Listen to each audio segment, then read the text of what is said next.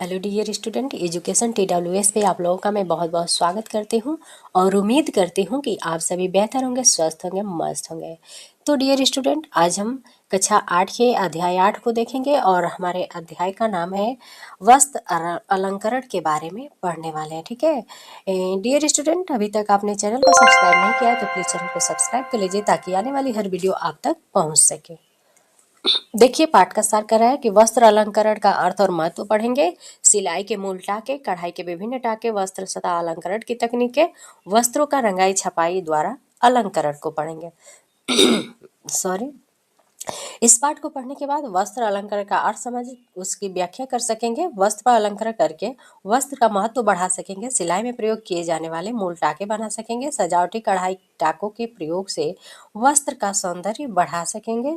और आगे है कि वस्त्र सजाने के लिए रंगाई छपाई के विषय में हम जान पाएंगे। ठीक है, तो आइए आगे देखते हैं। केस स्टडी में कह रहा है कि माँ, मुझे स्कूल के नाटक में राजा की भूमिका मिली है। शानू की बात सुनकर उसकी माँ बहुत खुश हुई। शानू को संगीत और नाटक का बहुत शौक था और वो प्रायः स्कूल के विभिन्न समारोहों में भाग लेता था। इन सब के लिए उसे अलग अलग प्रकार की पोशाक चाहिए होती थी, तो ऐसे में उसकी माँ बहुत पुराने वस्त्रों को ही परिवर्तित कर अत्यंत सुंदर बना देती थी। शानू के टीचर भी उसकी माँ की सृजनात्मकता से बहुत प्रसन्न व प्रशंसा भी करती थी। ठीक है, आइए अब आगे देखते हैं कि कुछ अलंकृत वस्त्र के बारे में। अब आप विचार कर बताइए कि क्या आपने कभी अपने कपड़ों को सजाने की कोशिश की है? यदि हाँ, तो कैसे? आपने कौन सी वस्तुएं और तकनीकों का प्रयोग किया था? ठीक है, तो आगे देखिए। विद्यार्थी टीचर के साथ पोशाक के चित्र को देखकर चर्चा करेंगे कि उन पोशाकों में सादे परिधान के सौंदर्य को बढ़ाने के लिए सजावट की किन किन सामग्रियों का प्रयोग किया गया है।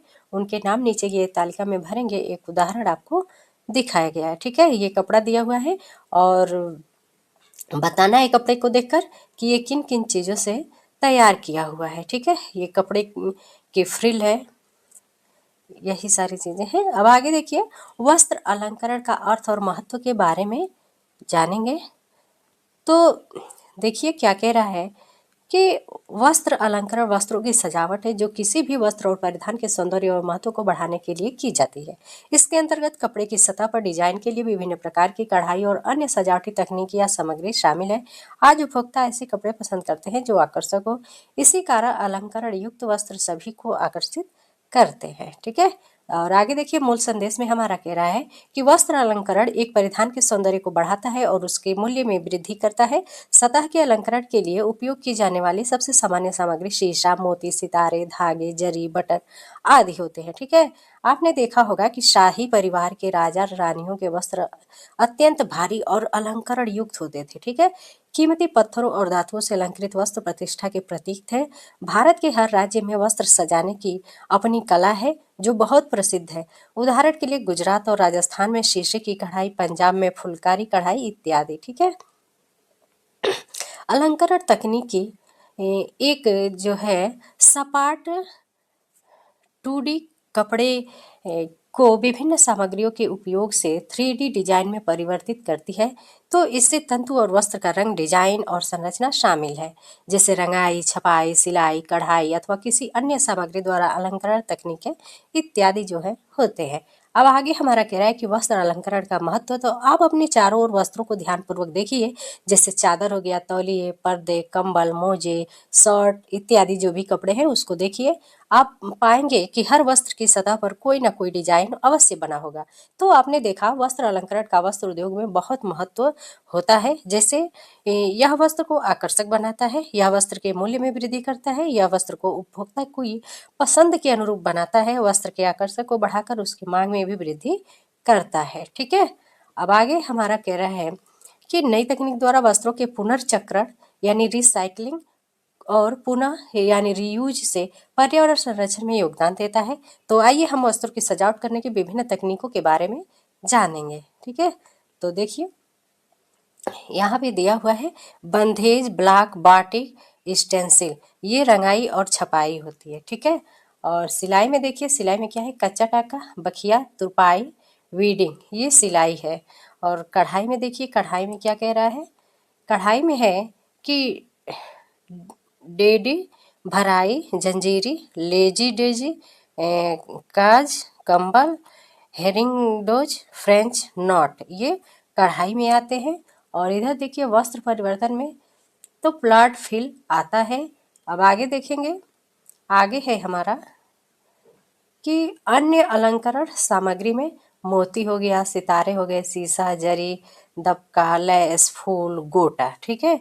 और एप्लिक पैच वर्क ये हो जाएगा, ठीक है। कपड़े को काट कर और कपड़े पे रख के डिजाइन बनाकर उसमें डिजाइन किया जाता है। तो वस्त्र अलंकार की कुछ मूल तकनीकें थी। अब आगे देखेंगे सॉरी, वस्त्र अलंकरण की विभिन्न तकनीकें क्या हैं। तो आइए हम वस्त्रों की सतह को सजाना और उसका आकर्षण बढ़ाने की विभिन्न विधियों के विषय में सीखते हैं। तो क्या आपको पता है कि सिलाई मशीन के आविष्कार से पूर्व परिधान कैसे बनते थे, ठीक है। जब सिलाई मशीन नहीं थी तो उससे पहले कपड़े कैसे बनाए जाते थे, तो वे पूर्ण रूप से हाथ की टाकों से निर्मित होते थे। सोचिए कितना समय और परिश्रम लगता होगा।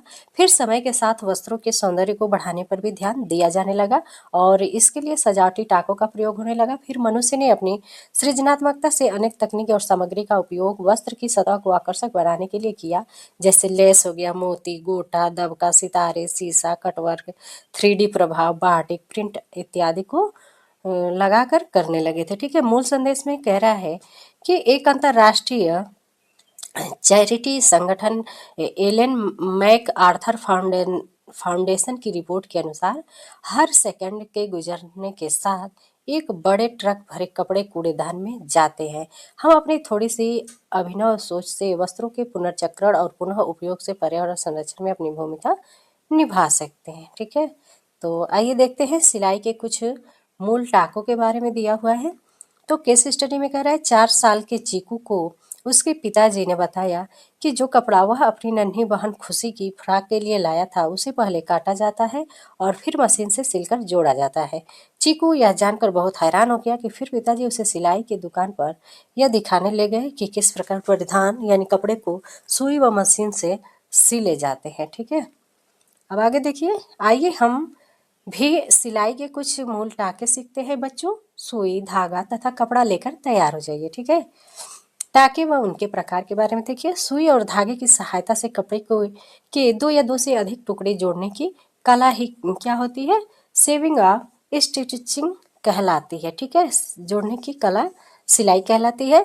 धागे को सुई की सहायता से कपड़े के दो टुकड़े के ऊपर और नीचे ले जाने से कपड़े के टुकड़े जोड़े जाते हैं।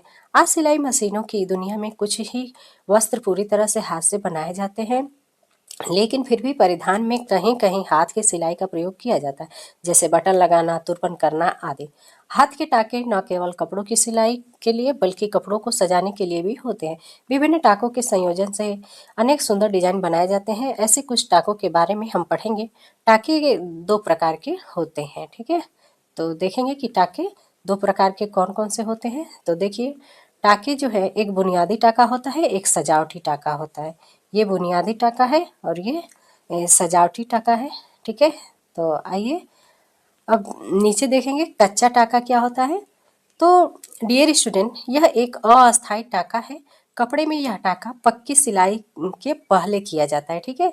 ये टाका दूर दूर लगाया जाता है। इस टाके की सिलाई कच्ची होती है सॉरी, इसके लिए लंबी सुई और लंबे धागे का प्रयोग किया जाता है। वस्त्रों का ट्रायल देते समय भी कच्ची सिलाई का प्रयोग होता है और बाद में इसे निकाल दिया जाता है। इस टाके में कपड़े से सुई को अपनी वांछित लंबाई तक बार बराबर टाका लेते हुए अंदर और बाहर ले जाते हैं और फिर खींच लेते हैं, ठीक है। आगे है प्रसूत टाका। तो यह कच्चे टाके की तरह होता है, पर इसमें छोटे छोटे टाके लिए जाते हैं जो पास पास होते हैं। यह एक पक्का टाका है। बिहार की कांथा कढ़ाई में इसी टाके का प्रयोग किया जाता है। वेरी इंपॉर्टेंट, प्रसूत टाका बिहार की जो कांथा कढ़ाई है उसी में इसका प्रयोग किया जाता है, ठीक है। अब आगे देखिए, कच्चा टाका और कांथा टाका दोनों के बारे में दिया हुआ है। अब आगे देखिए बखिया क्या होता है, स्टेम स्टेच क्या होता है। तो इस टाके में सुई को बिंदु 1 से आगे निकालते हैं, फिर पीछे लौटकर बिंदु 2 से दोबारा आगे की ओर टाका लगाते हैं और बिंदु 3 से सुई पहले स्थान से कुछ आगे बढ़कर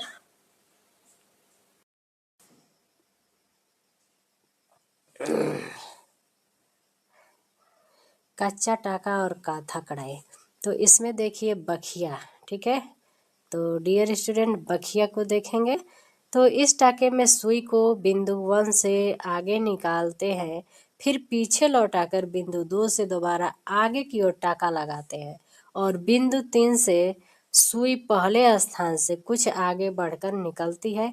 बखिया अगर पास पास की जाए तो मशीन की सिलाई की तरह ही लगती है। तो इसका प्रयोग दो कपड़ों को जोड़ने में किया जा सकता है। इस इकहरे धागे से किया जाता है, ठीक है। यह इकहरे धागे से किया जाता है। तो बखिया धागा देखिए, एक ऐसे करेंगे, नहीं रुकिए बताते हैं, एक ऐसे करेंगे और ये सुई निकल गई है आगे से, तो फिर उसको पीछे लाकर फिर आगे निकालेंगे, फिर पीछे लाकर आगे निकालेंगे। तो ऐसे करके बखिया धागा या बखिया कढ़ाई का टाका और डिजाइन दिया जाता है। नेक्स्ट है हमारा तुरपाई। तो तुरपाई को देखेंगे। वस्त्रों के घेर या हेम के निचले बॉर्डर को मोड़ने तथा वस्त्रों में विभिन्न पट्टियों को सफाई और सुंदरता से लगाने के लिए तुरपाई टाका का प्रयोग किया जाता है। इकहरे धागे से किनारे पर मोटा काचा टाका लगाने के बाद तुरपाई करनी चाहिए और बाद में कच्चा टाका निकाल देना चाहिए, ठीक है। खूबसूरत तुरपाई के लिए इस बात का ध्यान रखना चाहिए कि दिखाई देने वाली सतह पर टाका बहुत महीन होना चाहिए, जिससे वह कम से कम दिखाई दे। इस टाके में एक टाका ऊपर मुड़े हुए कपड़े से और एक टाका नीचे के कपड़े पर लेते हैं, ठीक है। तो ये टाका है, देखिए ये आप देख सकते हैं, ऐसे टाका लगाया जाता है या फिर जो ऑपरेशन वगैरह में भी ऐसे टाका का इस्तेमाल किया जाता है, ठीक है। अब आगे देखिए, सॉरी बच्चों, आपकी वर्दी में उपरोक्त में से किन किन टाकों का प्रयोग किया गया है उन्हें ध्यान से देखिए और टीचर के साथ चर्चा कीजिए। इन टाकों को टीचर से सीखकर एक नमूना बनाकर दिखाइए। तो कढ़ाई के विभिन्न टाके के बारे में देखेंगे। तो देखिए क्या है। डियर स्टूडेंट, ललित की एक पुरानी जीन्स फट गई थी।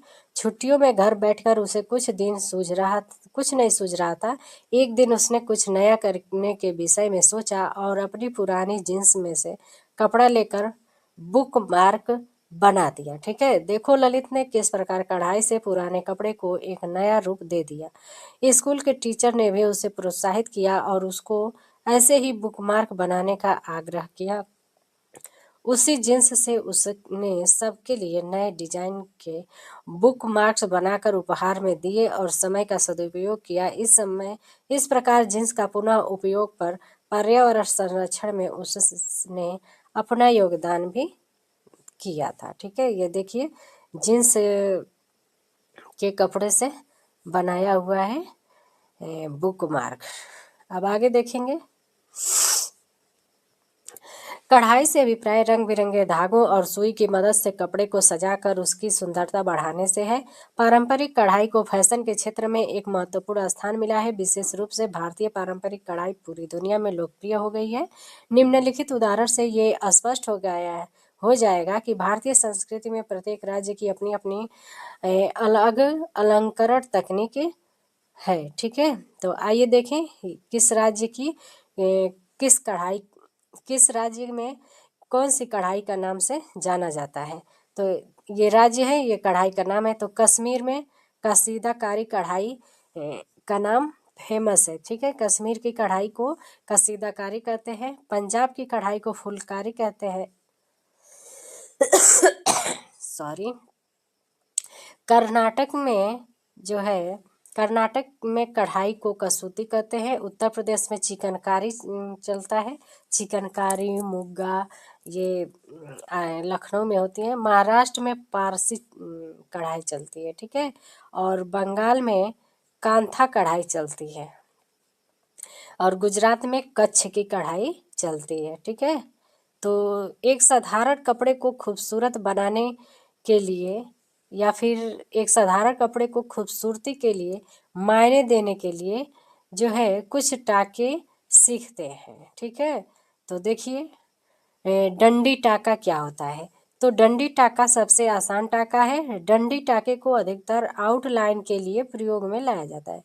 यह बखिया की तरह ही किया जाता है। बनाने की विधि देखिए, बाएं से दाएं कार्य करते हुए सुई को बिंदु 1 पर बाहर लाए, ठीक है। फिर बिंदु 2 पर सुई डालें और बिंदु 3 पर आधी सिलाई की लंबाई से बाहर निकालिए। नीचे दिए गए चित्र के अनुसार बिंदु 1 2 और बिंदु 1 3 और बिंदु 1 2 की दूरी बराबर होनी चाहिए।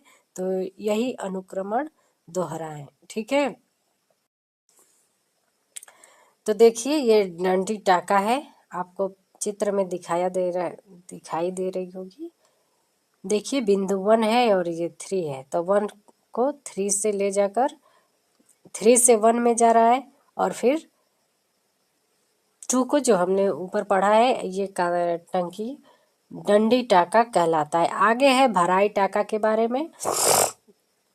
तो भराई साटिन टाके अक्सर कपड़े के किनारे सजावटी बॉर्डर या डिजाइन भरने में उपयोग किए जाते हैं। ये सपाट टाके वस्त्र की पृष्ठभूमि पर डिजाइन के बड़े क्षेत्रों को भरने के लिए प्रयोग किए जा सकते हैं। जिस फूल या पत्ती पर यह डिजाइन बनाना हो उसकी ट्रेस की हुई लाइन में नीचे से ऊपर गोलाई में टाका लिया जाता है। बनाने की विधि में देखिए, तो नीचे दिए गए चित्र के अनुसार सुई को डिजाइन के बाएं किनारे बिंदु 1 से वस्त्र को सीधी सतह पर निकालें और दाएं किनारे बिंदु 2 से वापस नीचे की ओर डाल देना चाहिए। फिर बिंदु 1 के स्थान के बिल्कुल करीब ऊपर की ओर फिर से दोहराएं जब तक डिजाइन पूरा भर न जाए, ठीक है। नोकदार पट्टियों में टाका नोक से शुरू करते हैं और फिर उसे लंबे टाके से भरते जाते हैं। पंजाब की फुलकारी में भी इसी टाके का प्रयोग होता है, किंतु फुलकारी में उल्टी और सीधी सतह समान नहीं दिखती है, ठीक है। देखिए ये भराई टाका है। ये जो इसको भरी हुई कढ़ाई भी बोलते हैं। तो जब आप यहाँ से निकालेंगे और यहाँ ले जाएंगे, फिर यहाँ से निकालेंगे, यहाँ ऐसे ऐसे करते करते पूरा मान लीजिए ये फूल बना हुआ है और भराई वाली टाका की जा रही है, तो ये पूरा फूल कलर से भर जाएगा, ठीक है। ऐसे ऐसे करके निकालते जाएंगे और ये भर जाएगा। तो यही भराई टाका होता है। अब देखिए जंजीरी या चेन टाका के बारे में। तो चेन स्टिच बनाने के बाद यह टाका चेन की भांति लगता है, इसलिए इसे चेन स्टिच कहते हैं। यह टाका भी अधिकतर आउटलाइन बाहरी रेखाओं में प्रयोग किया जाता है। बनाने की विधि देखिए, कपड़े की उल्टी ओर से सीधी ओर कढ़ाई करने के लिए बिंदु 1 से सुई निकालें, वहां धागे का एक लूप रखते हुए उसी स्थान पर नीचे से ऊपर एक छोटा टाका लेकर ऊपर की तरफ बिंदु 2 से सुई निकालें। आगे है सुई को लूप के माध्यम में से और फिर दोहराए धागे का लूप ऊपर दिखेगा। कसीदाकारी में इसी टाके का प्रयोग किया जाता है, ठीक है। देख लीजिए ये चेन टाका है, चेन की तरह ये कढ़ाई हुई है, तो यही हमारा चेन टाका है। ऐसे रहेगा, सुई यहाँ से निकालिएगा, धागा सुई में ऐसे कर दीजिएगा और फिर निकाल कर आगे जाएगा। फिर यहीं से सुई निकालिएगा, धागा ऐसे करिएगा, निकालेंगे तो इस तरह से चेन बन जाता है। अब देखिए लेजी डेजी कढ़ाई में क्या होता है। यह चेन स्टिच की एक किस्म है जिसमें अलग अलग लूप बनाते हैं। इस टाके द्वारा अधिकतर फूल पत्तियों के डिजाइन को सजाया जाता है। बनाने की विधि देखिए, इस टाके को चेन टाके की भांति बनाया जाता है। एक लूप बन जाने पर उसे अपने स्थान पर स्थिर रखने के लिए एक छोटा सा टाका लगाते हैं और दूसरा लूप बनाने के लिए जहां से आरंभ किया था वहीं सुई वहीं पर से निकालते हैं, ठीक है। तो ये हमारा लेडीज जेडीज है। देखिए फिगर में जैसे मान लीजिए ये आपने खींच लिया है, लाइन बना लिया है, तो इसमें क्या करना है, यहाँ सुई डालिए और निकालिए, ठीक है। यहाँ से निकाल कर और ऊपर से ये थोड़ा सा नत्थी टाइप का कर दिया जाता है। तो यही हमारा लेडीज डेजी कढ़ाई होती है। अब आगे देखेंगे काज कंबल टाका के बारे में। तो इसका उपयोग आमतौर पर कंबल के किनारों को सुरक्षित करने के लिए किया जाता है और 3 बिंदु एल आकार में बनाकर कढ़ाई करते हैं। बनाने की विधि देखिए, अपनी कढ़ाई के आखिरी बिंदु से सुई को कपड़े के नीचे लूपिंग करते हुए बाहर निकालते हैं और लूप से गांठ बन जाती है जो किनारा सुरक्षित करती है। काज टाका देखिए, काज टाके का उपयोग आमतौर पर काज को सुदृढ़ करने के लिए किया जाता है। काज यानी बटन होल जैसे टाके कंबल टाके के समान है, किंतु इनमें टाके बहुत आसपास किए जाते हैं। तो देखिए काज वाला कैसे होता है। तो ये कांच का जो कढ़ाई होता है देखिए, जैसे बटन का कज करते हैं ना ऐसे करके, तो इसी कज को एक आकार बना दीजिए और उसके चारों किनारे कर दीजिए, तो ये कंबल टाका या काज टाका कहलाता है। अब आगे देखिए, हेरिंग बोन सैडो टाका। तो देखिए ये क्या कह रहा है, हेरिंग बोन स्टिच में विकर्ण रेखाएं होती हैं जो बारी बारी से अपने सिरों की ओर से और एक के ऊपर एक ओवरलैस रहती हैं। यह दो समानांतर लाइनों के बीच बनाया जाता है। अब बनाने की विधि देखिए, तो बाएं से दाएं काम करते हुए निचले बाएं बिंदु 1 पर कपड़े के उल्टी ओर से सीधी और सुई को ऊपर लाएं और दाएं बिंदु 2 पर तिरछा टाका लें। ठीक है, सॉरी जुकाम हो गया है। अब आगे कह रहा है कि सुई को फिर से बिंदु 3 के बाईं ओर ऊपर लाएं और फिर नीचे दाएं बिंदु 4 पर तिरछा टाका लेकर सुई नीचे की ओर ले जाए, फिर दोहराएं बिंदु 5 अब बिंदु 1 बन जाएगा। ठीक है, अब आगे देखिए, आगे हमारा पांचवा कह रहा है, आगे हमारा ऑप्शन है कि शैडो टाका भी हैरिंग बोन की भांति ही बनाया जाता है। अंतर केवल इतना है कि टाके अधिकतर पास पास लिए जाते हैं। हैरिंग बोन में वस्त्र की सीधी ओर व शैडो में पतले वस्त्र के उल्टी ओर से कढ़ाई की जाती है। चिकनकारी में इसी टाके का प्रयोग किया जाता है। ठीक है, देख लीजिए हैरिंग बोन टाका क्या होता है। तो यही हमारा हैरिंग बोन टाका होता है, ये क्रॉस करके किया हुआ है, तो यही हमारा हैरिंग बोन टाका होता है। ऐसे ही करके ये कढ़ाई की हुई है, ये भी कढ़ाई है। ठीक है, अब आगे हम देखेंगे फ्रेंच नॉट क्या होता है। तो फ्रेंच गांठ एक छोटे गुलाब की तरह दिखती है और आप इसे बनाने के लिए धागे के कई लूप की एक साथ सिलाई करते हैं। यह टाका फूलों और पक्षियों के डिजाइन में डाला जाता है। यह मोतियों यह मूर्तियों के स्थान पर, एक मिनट, यह मोतियों के स्थान पर बनाया जाए तो भी बहुत सुंदर लगता है। बनाने की विधि में देखिए क्या दिया हुआ है। तो बनाने की विधि में सुई को चित्रवन के अनुसार कपड़े के नीचे की तरफ से ऊपर की ओर निकालें जहां गांठ बनाती है। धागे को बाएं अंगूठे से कस कर पकड़ें और सुई के चारों ओर 3 से 4 बार घुमाएं। अब धागे को मजबूती से पकड़कर कपड़े में सुई उस जगह के पास डालें जहां वह पहली बार उभरा था, उस स्थान पर दाना बन जाता है। ठीक है, तो आइए देखते हैं कि फ्रेंच नॉट क्या होता है। तो देखिए फ्रेंच नॉट क्या होता है।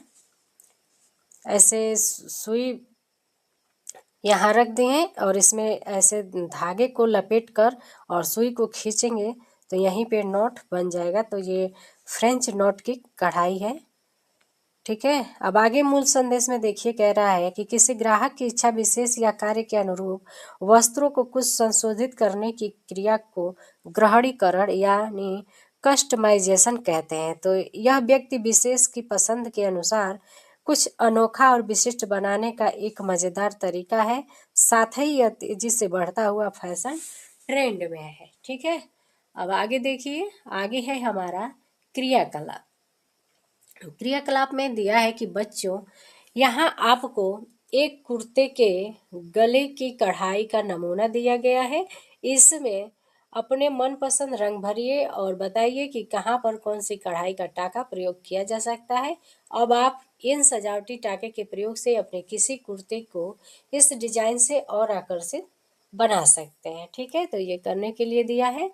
चाहे तो आप इस क्लास को देखने के बाद और इस क्लास से जो भी आपने टाका वगैरह कढ़ाई सीखा है उसको आप एक बार प्रायोगिक रूप से करने की कोशिश ज़रूर करिएगा। ठीक है, तो चलिए अब आगे देखते हैं वस्त्र सतह अलंकरण की तकनीकें। तो डियर स्टूडेंट, वस्त्रों को अधिक मनमोहक और महंगा बनाने के लिए हम अन्य कपड़ों या उसके कुछ टुकड़ों का भी प्रयोग कर सकते हैं। अलग अलग कपड़ों के टुकड़े जोड़कर हम सजावट के कपड़ों और परिधान दोनों को बना सकते हैं। कैसे? आइए देखते हैं हम कैसे एक कपड़े को दूसरे कपड़े के ऊपर डिजाइन बनाने के लिए प्रयोग कर सकते हैं। यह कपड़ों की कर्तनों के सदुपयोग में भी सहायक है। ठीक है, तो आइए देखते हैं। दिया है कि प्रीति अपनी बहन के जन्मदिन पर कुछ खुद बनाकर भेंट करना चाहती थी। उसके घर पर थोड़ा सफ़ेद कपड़ा था रखा था, लेकिन वो कपड़ा बहुत साधारण लग रहा था। तो उसने एक योजना बनाई और दर्जी से उसी कपड़े को की एक फ्रॉक सिलवाई तथा उससे कुछ बची हुई कतरने भी ले आई थी। ठीक है, किताब से डिजाइन देखकर तथा कतरन का प्रयोग करके फ्रॉक पर उसने बड़े बड़े फूल बनाए। उसकी फ्रॉक इतनी सुंदर बनी कि प्रीति की बहन ने जन्मदिन की पार्टी में वही पहनी और सबने उसकी बहुत तारीफ की। ठीक है, तो इस तरीके से हम अपने कपड़ों को सजा सकते हैं। तो डियर स्टूडेंट, इस तकनीकी को हम एपर्लिक वर्क कहते हैं। ठीक है, ये क्लास वस्त्र अलंकरण के लिए, यानी कौन सी कढ़ाई होती है, कैसे होती है, कहाँ की कौन सी कढ़ाई प्रसिद्ध है, तो ये क्लास काफ़ी इम्पोर्टेंट है। तो इसको बड़े ध्यान से देखिएगा और एक दो बार ज़रूर इसे रिपीट कर लीजिएगा। ठीक है, अब आगे देखिए एप्लिक के बारे में। एप्लिक में एक कपड़े के ऊपर दूसरा कपड़ा रखकर आधार कपड़े पर दूसरे कपड़े को डिजाइन के आकार में काटकर तुरपन, काज, टाका तथा हेरिंग बोन टाके के प्रयोग से जोड़ दिया जाता है। तो प्रायः दोनों कपड़े अलग रंग व डिजाइन के होते हैं। पैचवर्क, इसमें हम कपड़े के विभिन्न टुकड़े आमतौर पर अलग अलग रंगों और पैटर्न के एक बड़ा पैनल बनाने के लिए इकट्ठे करते हैं और उन्हें कंबल टाके से जोड़ देते हैं। इस प्रकार इसे बनाने के लिए आधार कपड़ा होना आवश्यक नहीं है। अब बनाने की विधि देखिए कि एप्लिक वर्क में जिस कपड़े का एप्लिक लगाना है उस पर डिजाइन ट्रेस करके डिजाइन से थोड़ा फालतू कपड़ा काट लेना चाहिए। अब इन टुकड़ों को आधार कपड़े पर वांछित डिजाइन के अनुसार सेट करके कच्चा करते हैं। उसके बाद किनारों को तुरपन, काज टाका या हेरिंग बोन टाके के प्रयोग से पक्का कर देते हैं। ठीक है, अब आगे देखिए। ये देखिए, ये एप्लिक वर्क है। एक मिनट, ये एप्लिक वर्क है, ये पैच वर्क है और ये एप्लिक वर्क है। अब आगे देखिए, इस आगे है प्लीट, झालर, फ्रिल। ठीक है, तो वस्त्र की सतह की संरचना में परिवर्तन, फैब्रिक टेक्सचरिंग के लिए हम उसमें प्लीट, झालर, फ्रिल इत्यादि का प्रयोग करते हैं। अलंकृत प्रभाव पैदा करने की इस तकनीक से कपड़े को अद्वितीय रूप दिया जाता है।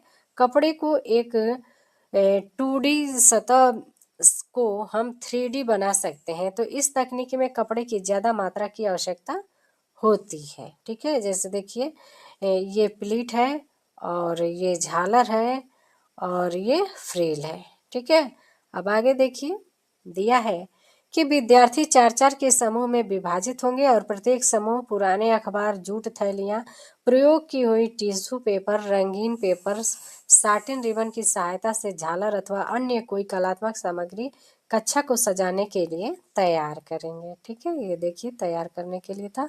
अब आगे देखिए, आगे है वस्तुओं द्वारा अलंकरण।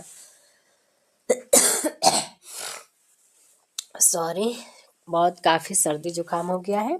आगे देखिए, हमने अनेक तकनीकों से कपड़े को अधिक सुंदर बनाना सीखा।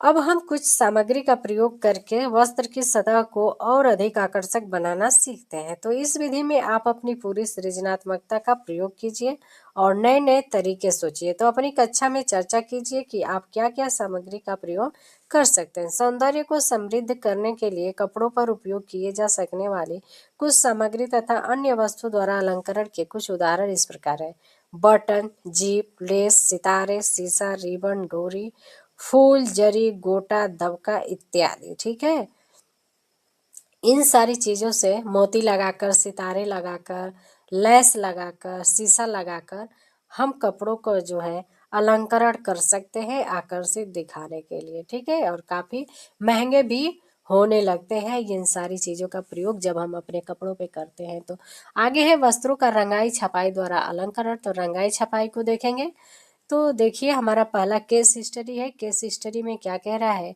कि होली पर रवि और उसके दोस्तों ने तय किया कि वे सब एक ही प्रकार के डिजाइन की रंग बिरंगी टी शर्ट पहनेंगे। तो अपनी टोली के साथ उसने स्वयं ही अपनी टी शर्ट रंग डाली थी।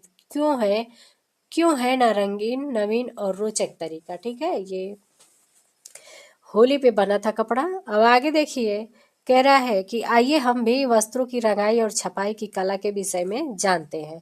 तो बाजार से जब हम कपड़े लेते हैं तो बहुत ही रंग बिरंगे होते हैं। आपको लगता है कि क्या कपड़े जब बनते हैं तो इतने ही खूबसूरत होते हैं? नहीं, एक सेकेंड। नहीं बच्चों, कपड़ा तैयार करने के बाद उसको अनेक तरीकों से रंगीन बनाया जाता है। तो उसको रंग कर उस पर डिजाइन बनाते हैं।